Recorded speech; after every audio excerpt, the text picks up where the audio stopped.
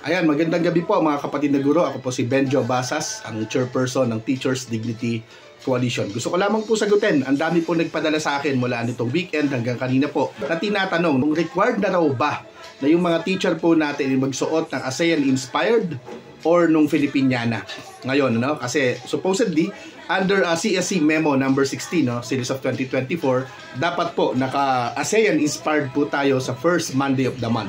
At sa mga susunod na Monday naman po, no, ay dapat tayo naka-Filipiniana.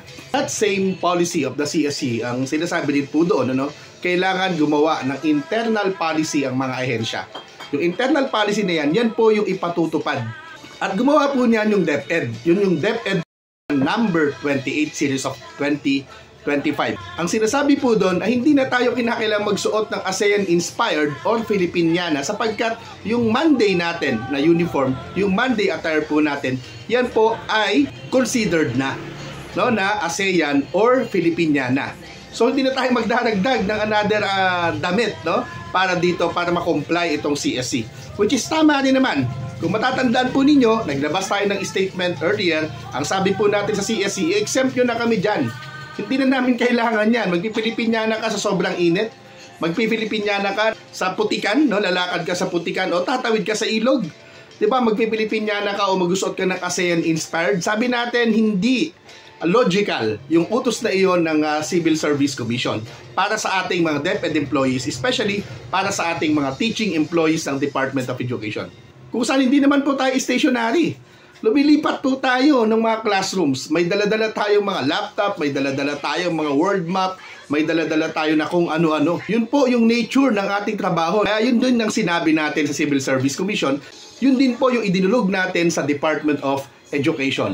And of course, we recognize that DepEd responded positively na wala nang sinasabing separate na uniform. Ngayon, ang sunod na tanong ng mga kapatid natin, dapat ba ngayong Lunes na to kung wala ka pang new uniform, ay dapat naka-Filipiniana ka? Ang sagot ko po dyan, hindi pa rin. Why? Kasi ang internal policy ng DepEd nga, yung gagamitin natin. Of course, DepEd Memorandum number 28 series of 2025, ang internal policy po na ito ay maliwanag ang isinasaad.